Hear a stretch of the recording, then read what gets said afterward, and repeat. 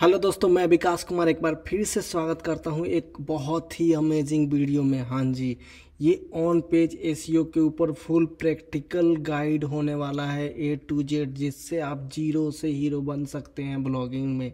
अब बहुत लोग पूछेंगे कि क्या मैं सच में जीरो से हीरो बन सकता हूं?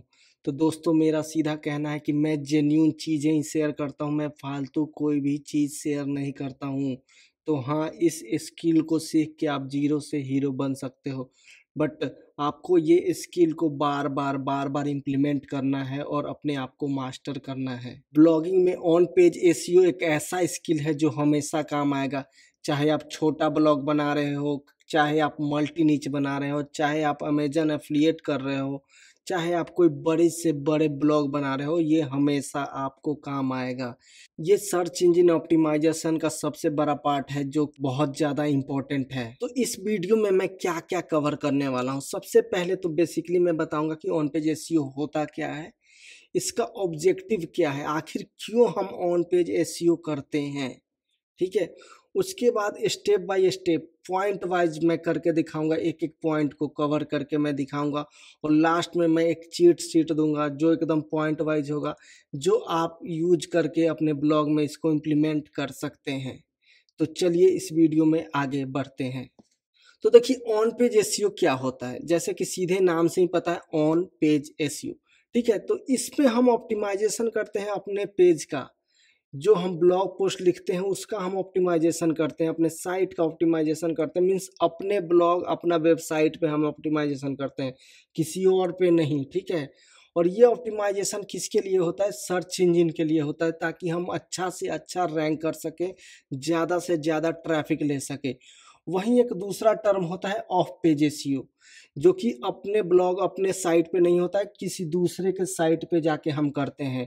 जैसे कि हम बैकलिंक बनाते हैं ना, तो हम अपने ब्लॉग पे थोड़ी बनाते हैं, हम किसी और के ब्लॉग पे जाके वहाँ पे अपना बैकलिंक डालते हैं, अपना ब्लॉग का यूआरएल या पोस्ट का यूआरएल डालते हैं। ठीक है, जैसे कि सोशल शेयर, जैसे अपने पोस्ट का लिंक हमें शेयर करना होता है तो हम किसी और साइट पे जाते हैं, जैसे सोशल मीडिया साइट, जैसे फेसबुक पे चले गए, यूट्यूब पे चले गए, या फिर पिंटरेस्ट पे चले गए, तो वो हमारा अपना साइट नहीं है, वो किसी और के साइट पे करते हैं, इसलिए हम बोलते हैं ऑफ पेज एसईओ। ठीक है, वहीं ऑन पेज एसईओ मैंने बताया ना कि अपने ब्लॉग, अपने साइट पे करते हैं, जिसमें हम ऑप्टिमाइजेशन करते हैं, जिसके अंदर बहुत सारे फैक्टर होते हैं। तो यहाँ पे ऑन पेज एसईओ और ऑफ पेज एसईओ आपको समझ में आ गया? अगर समझ में आ गया तो नीचे कमेंट करके बताओ कि हाँ भाई, क्लियर हो गया। चलिए अब हम इसको प्रैक्टिकली करके देखते हैं कि आखिर ये कैसे होता है ऑन पेज एसईओ। तो मैं एक डॉक्यूमेंट फॉर्मेट में आ गया हूँ, उम्मीद करता हूँ आपको दिख रहा होगा। तो जैसा कि मैंने बताया कि ऑन पेज एसईओ अपने पेज पे, अपने ब्लॉग पे होता है, वो आपको क्लियर है। लेकिन इसका ऑब्जेक्टिव क्या है? जब भी कोई हमारे साइट पे आता है ना, तो उसका हम एक्सपीरियंस इंक्रीज करते हैं, उसको अच्छा लगे। कोई भी यूजर हमारे साइट पे आए तो उसको हमारा ब्लॉग पोस्ट पढ़ के, हमारा इंफॉर्मेशन जान के अच्छा लगे। ठीक है, उसके बाद है सर्च इंटेंट। सर्च इंटेंट क्या होता है? कोई भी यूजर कुछ सोच के ही सर्च करता है, या तो कोई कुछ प्रॉब्लम में होता है, या फिर कोई कुछ खरीदना चाहता है, या फिर कोई कुछ करना चाहता है, चाहे कोई कुछ इमेज देखना चाहता है। लेट सपोज कोई कुछ इमेज ही सर्च कर रहा है या वॉलपेपर, हम उसको ब्लॉग पोस्ट नहीं दिखा सकते ना, हमें उनको इमेज दिखाना पड़ेगा। ठीक है, तो हमें यूजर इंटेंट को भी देखना होता है। ठीक है, उसके बाद बाउंस रेट और यूजर टाइम स्पेंडिंग क्या होता है? बाउंस रेट वो होता है कि जैसे कोई आपके साइट पे आया, आपका साइट अच्छा नहीं लगा तो वो छोड़ के चला जाता है, एग्जिट करके चला जाता है। तो जितना ज़्यादा बाउंस रेट होगा ना, उससे आपकी रैंकिंग डाउन होगी।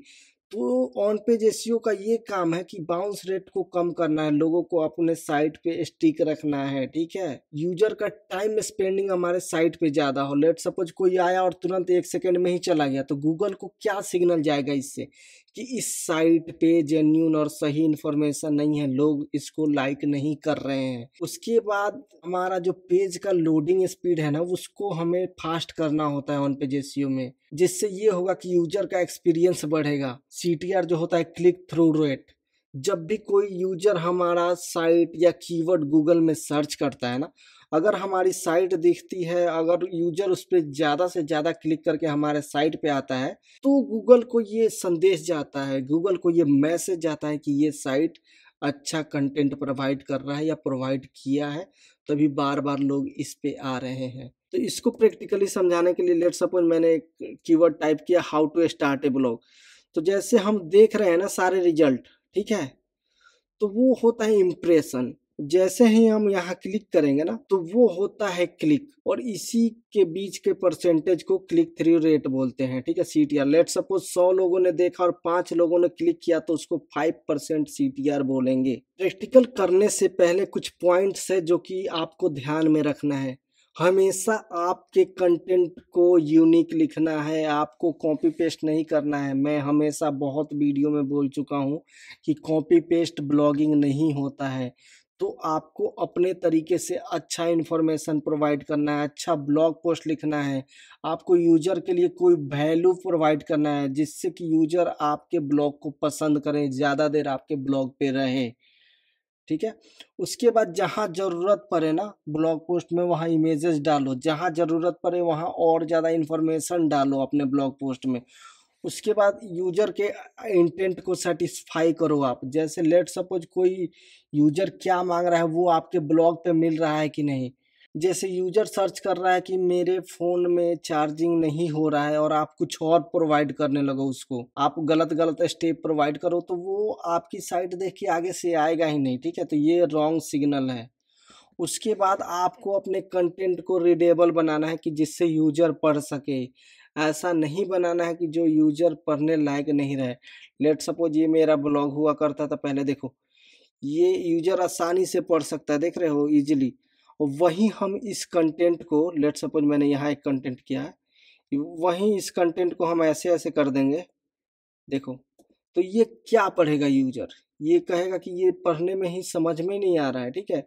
तो ऐसा कंटेंट बनाओ ना कि जो कि रीडेबल हो, यूजर सही से रीड कर सके। तो इससे क्या होगा कि वो आपके साइट पे ज़्यादा देर रुकेगा, जो कि वो अच्छा सिग्नल है। यहाँ तक तो हो गया, लेकिन बहुत लोग फिर सोच रहे होंगे कि आखिर ऑन पेज एसईओ कैसे करते हैं, वो बताओ आप। तो वो मैं प्रैक्टिकली अब करके आपको बताने जा रहा हूँ, जिसके लिए मैं ये चेकलिस्ट फॉलो करूँगा। 11 पॉइंट्स है, 11 पॉइंट्स है जिसको मैं फॉलो करने वाला हूँ। प्रैक्टिकली करने के लिए हम अपने ब्लॉग पे आ गए हैं, जिसका यूज हम फ्री ब्लॉगिंग कोर्स में यूज कर रहे हैं। तो इसके बाद हम पोस्ट में जाते हैं और एक जो हमने पोस्ट कंटेंट राइटिंग ट्यूटोरियल वाले में किया है उसको एक बार व्यू कर लेते हैं कि आखिर ये कैसा दिख रहा है, ठीक है। तो ये रहा अपना पोस्ट, और एक और पोस्ट यहाँ ले लेते हैं किसी और साइट का, ये wix.com का है, यहाँ पे एक और पोस्ट ये ले लेते हैं। तो 2 पोस्ट हम ले लेंगे, इसी पे हम बात करेंगे, ठीक है, और एक नया पोस्ट करके भी देखेंगे। सबसे पहला पॉइंट है वो है हेडिंग H1। H1 क्या होता है, वो सबसे बड़ा हेडिंग होता है, मतलब घर का गार्जियन होता है, घर का मेन मालिक होता है, मतलब आपके ब्लॉग पोस्ट का मेन मालिक होता है H1 हेडिंग। तो घर में कितने मालिक होते हैं आप सोच के बताओ, ओनली वन।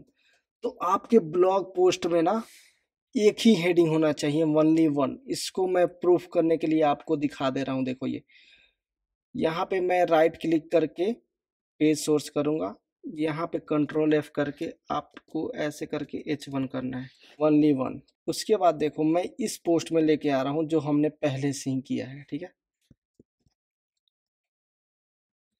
इसमें भी आपको एक ही मिल रहा है। तो ये ध्यान रखना कि आपके ब्लॉग पोस्ट में सिर्फ एक ही हेडिंग होना चाहिए, जो कि वो हेडिंग कौन सा होता है, कोई भी हम जो टाइटल करते हैं ना ब्लॉग पोस्ट का, वो ऑटोमेटिक पहले से ही हेडिंग होता है।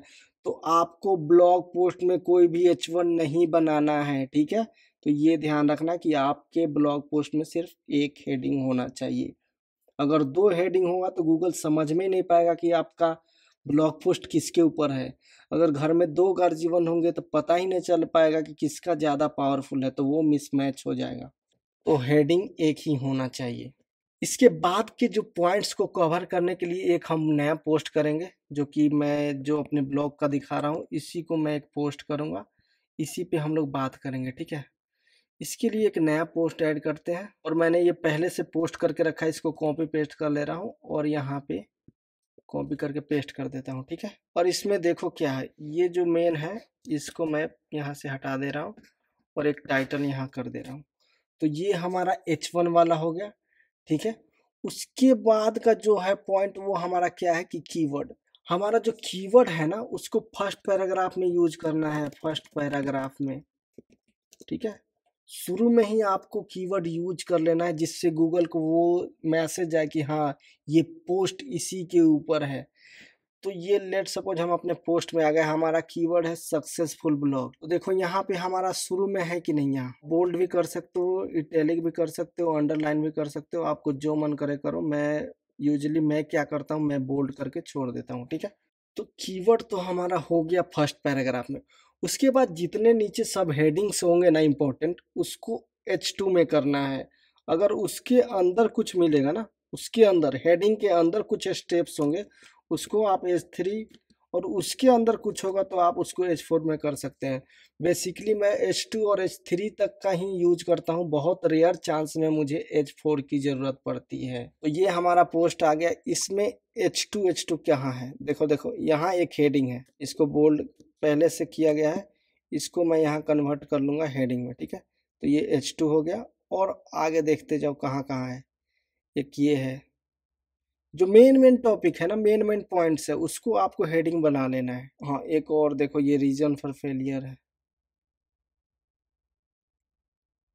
आपको इससे अपने कंटेंट से मैच करके देखना है कि आपके राइटर ने या आपने कैसे लिखा है। जैसे देखो यहाँ पे उसने बोल्ड कर करके दिया है, या मैंने बोल्ड कर दिया है, ये देखो ये भी था हेडिंग। इसके बाद का जो हेडिंग था वो क्या था, टिप्स फॉर सक्सेसफुल ब्लॉग। तो देखो ये कहाँ है, देखो ये है, इसको भी आपको हेडिंग करते जाना है। ये देखो परफेक्ट नीज फाइंड करना है, इसको भी हेडिंग करते जाओ। ये ओवर टू यू, मतलब यहाँ पे आर्टिकल खत्म हो गया, ठीक है। तो ये जितने हैं ये सारे हेडिंग्स हो गए। अगर इसके अंदर कुछ होता, जैसे मान लो ये बी फोकस्ड, ये अगर हमें करना रहता तो हम इसको H3 कर सकते हैं। अगर इसके अंदर हम कुछ और लिख रहे हैं कि जैसे हाउ टू बी फोकस्ड अगर लिख रहे हैं तो इसके अंदर हम H3 कर रहे हैं, लेकिन हम यहाँ सिर्फ H2 किया है हमने, क्योंकि हमें H3 की यहाँ पे ज़रूरत नहीं है। अगर इसके अंदर कुछ और होता ना तो हम उसको H3 करते हैं, ओके। तो सब हेडिंग हो गया। उसके बाद कीवर्ड का फ्रीक्वेंसी, आपको कीवर्ड जो है ना उसको बार बार यूज करना है, ठीक है, जिससे पता चले कि हाँ ये पोस्ट इसी पे है, गूगल को ये पता चले कि इसी कीवर्ड पे है ये पोस्ट है। तो हमारा पोस्ट जो है वो क्या है, सक्सेसफुल ब्लॉग के ऊपर है। देखो यहाँ भी है, यहाँ भी यूज हुआ है, यहाँ भी यूज हुआ है, तो मतलब शुरू में ही 3 बार यूज हो गया। उसके बाद देखो यहाँ भी यूज हुआ है, यहाँ भी यूज हुआ है। तो ये आपको बार बार यूज करना है, ठीक है, जहाँ ज़रूरत हो। ये नहीं हो कि बिना ज़रूरत के ही आप यूज करने लगो इसको। और इसके रिलेटेड भी कीवर्ड आप फाइंड कर सकते हैं और उसको भी यूज कर सकते हैं। जैसे स्टार्ट ए सक्सेसफुल ब्लॉग यहाँ पे है, how to start a successful ऐसे कर सकते हैं, what is a successful blog, tips for a successful blog, ये रिलेटेड कीवर्ड्स है, इनको आप फाइंड कर सकते हैं गूगल सजेशन का यूज करके। जैसे जैसे नीचे यहाँ आओगे ना, यहाँ पे आपको मिलेगा ऑप्शंस। तो ये रिलेटेड कीवर्ड्स हैं जिसको आप अपने ब्लॉग पोस्ट में यूज कर सकते हो, जिससे कि आपका ऑन पेज एसईओ इम्प्रूव होगा। उसके बाद एक्सटर्नल लिंक आपको यूज करना है, ठीक है। मतलब एक्सटर्नल लिंक क्या, मतलब आप किसी और साइट का लिंक दो जो आपके रिलेवेंट हो, मतलब आपके ब्लॉग से रिलेटेड हो। जैसे आप ब्लॉगिंग नीश में हो तो आप ब्लॉगिंग नीश वाले को ही दो, आप टेक में हो तो आप टेक वाले के ही दो, जो कि मतलब हायर अथॉरिटी ब्लॉग्स हैं, उनको आप लिंक आउट करो जहाँ ज़रूरत है। तो लेट सपोज मैंने जो ये पोस्ट किया था ना 2017 में, देखो ये साउट मी लाउड एक बहुत ही अच्छा ब्लॉग है, जो कि एक फेलियर पे डाला था उन्होंने पोस्ट, उसको मैंने लिंक आउट किया था शुरू में ही। तो आप सेम टू सेम ऐसे ही आप लिंक आउट कर सकते हो। और ये लिंक को आपको क्या करना है, इस लिंक को डू फॉलो लिंक करना है, ठीक है। ये नहीं कि इसको नो फॉलो लिंक कर दो, आप इसको डू फॉलो लिंक करो, जिससे गूगल को ये इंफॉर्मेशन, ये मैसेज आए कि हाँ ये सही काम कर रहा है ब्लॉग वाला, ठीक है। क्योंकि आप जब अच्छा लिंक दोगे ना गूगल को, तभी तो पता चलेगा ये सच में रिलेटेड पोस्ट है उससे, उस ब्लॉग से जो कि पहले से ऑथोरिटी है। या कोई विकिपीडिया वगैरह का भी लिंक दे सकते हो, बड़ी बड़ी साइटों का लिंक दे सकते हो, लेकिन वो आपके ब्लॉग पोस्ट से मैच होना चाहिए। जैसे मैंने यहाँ फेलियर के बारे में बात किया है तो मैंने लिंक दे दिया है उनको। उसके बाद इंटरनल लिंक का यूज करो। इंटरनल लिंक क्या, जो आप अपने ब्लॉग पोस्ट पे और जो ब्लॉग पोस्ट है उस पे लिखो, ठीक है, उस पे आप लिंक आउट करो जो आपके इस ब्लॉग पोस्ट के रिलेटेड है। जैसे कि मेरा ये ब्लॉग पोस्ट है, ये सक्सेसफुल ब्लॉग के ऊपर है, तो मैं अपने ब्लॉग पे अगर कोई इससे रिलेटेड पोस्ट किया होगा तो मैं इसको लिंक आउट करूँगा या वो कुछ और दे के लिंक आउट करूँगा इंटरनल। लेट्स सपोज पहले मैंने क्या किया था, ये देखो, मैंने अपने ब्लॉग पे एक इवेंट ब्लॉगिंग का पूरा गाइड ही पोस्ट किया था, तो उसको मैंने यहाँ पे लिंक आउट कर दिया। तो मैंने इवेंट ब्लॉगिंग वाले पोस्ट को यहाँ से लिंक आउट कर दिया क्योंकि वो भी ब्लॉग बनाने से ही रिलेटेड है और ये भी उसी के रिलेटेड है। तो आप सेम टू सेम ऐसे ही कर सकते हैं, जो आप इसके ब्लॉग के रिलेटेड पोस्ट है ना उसको आप लिंक आउट कर सकते हो, जिससे कि ये होगा ना कि कोई भी आपके ब्लॉग पोस्ट पे आएगा, वो इन्फॉर्मेशन उसको अच्छा लगेगा तो वो वहाँ जाएगा। ठीक है, लेट सपोज यहाँ राइट पाथ है ना, तो मैं एक राइट पाथ ब्लॉग करके बना दूंगा कि सही तरीका क्या है ब्लॉगिंग करने का, और यहाँ से लिंक आउट कर दूंगा मैं। तो अगर किसी यूजर को राइट पाथ जानना होगा तो यहाँ से क्लिक करके जाएगा, तो इससे क्या होगा कि इस पोस्ट पे तो कोई आया ही, किसी और दूसरे पोस्ट पे भी चला गया। ठीक है, इसके बाद जो 7वां पॉइंट है ना वो परमा लिंक ऑप्टिमाइजेशन का है। जो हमारे ब्लॉग पोस्ट का लिंक क्या होगा वो काफ़ी ऑप्टिमाइज होना चाहिए। उसमें यूज कीवर्ड करो, आप कीवर्ड का यूज करो, उसको शॉर्ट करो, छोटा से छोटा हो, आपको लंबा नहीं करना है। इसमें आपको ईयर नहीं यूज करना है, ईयर नहीं यूज करना है, मंथ नहीं यूज करना है, जो हमेशा चेंज हो। आप इसको शॉर्ट रखो। लेट सपोज हमारा सक्सेसफुल ब्लॉग के ऊपर है, स्टार्ट सक्सेसफुल ब्लॉग, तो इसका हम परमालिंक क्या रखेंगे? तो जैसे कि स्टार्ट सक्सेसफुल ब्लॉग हो गया, तो मैंने इसको ऐसे कर दिया। लेट सपोज किसी का रहेगा जैसे कि डाउनलोड था हमारा ये, how to play Android games on PC, तो प्ले एंड्रॉयड गेम कर सकते थे इसको हम, हाउ टू इसको हटा सकते थे इस पोस्ट में से, जिससे कि क्या होता कि ये शॉर्ट हो जाता। ये देखो, इससे ये क्या होता है, ये शॉर्ट हो जाता। तो इसको आप ऑप्टिमाइज करो, शॉर्ट करो, और आपका मेन कीवर्ड उसमें होना चाहिए। ठीक है, तो इसका मेन कीवर्ड क्या था कि एंड्रॉयड गेम को हमें पीसी पर खेलना है। ठीक है, परमालिंक ऑप्टिमाइजेशन होगा। ये नहीं, देखो इसमें बहुत लोग क्या करते हैं ना कि टॉप 10 ये सब यूज करने लगते हैं, जो कि आपको नहीं करना है। बहुत लोग इसमें क्या करेंगे, टॉप 10 बेस्ट ऐसे वाले जो थीम वगैरह होते हैं वो सब यूज करने लगेंगे, या फिर स्टार्ट सक्सेसफुल फुल ब्लॉग इन 2023 ये यूज करने लगेंगे। लेकिन आपको ये नहीं करना है, क्योंकि आपका ये ब्लॉग पोस्ट 2023 तक थोड़ी रहेगा, ये आपका 24 में रहेगा। तो बार बार आप यूआरएल स्ट्रक्चर नहीं चेंज कर सकते, क्योंकि ये फिक्स होता है। अगर बार बार चेंज करोगे तो वो एक नए पोस्ट के तौर पे जाना जाएगा, जिससे कि आपकी रैंकिंग डाउन हो जाएगी। उसके बाद जो 8वां पॉइंट है ना वो टाइटल और डिस्क्रिप्शन के ऑप्टिमाइजेशन के ऊपर है। तो आपको टाइटल और डिस्क्रिप्शन ऑप्टिमाइज करना है। इसके लिए आप कोई भी एसईओ प्लगइन यूज कर सकते हो, या तो रैंक मैथ यूज कर सकते हो, या फिर योस्ट एसईओ यूज कर सकते हो। तो हम यहाँ पे क्या यूज करेंगे, तो हम यहाँ पर रैंक मैथ का प्लगइन यूज करेंगे। इंस्टॉल होने के बाद इसको एक्टिवेट कर लेना है। इसके बाद इसके कुछ सेटिंग्स होते हैं जो कि काफ़ी इम्पोर्टेंट है। अगर इस पे एक कंप्लीट वीडियो चाहिए ना तो मैं आपको ला दूंगा। आप नीचे कमेंट करो कि रैंक मैथ सेटिंग के ऊपर कंप्लीट वीडियो चाहिए। फिलहाल के लिए मैं इसको स्किप कर दे रहा हूँ, और हम चलते हैं ब्लॉग पोस्ट पे। यहाँ पे हम रिफ्रेश कर लेंगे तो रैंक मैथ का ऑप्शन हमें आ जाएगा, तो इस पे हम क्लिक कर लेंगे।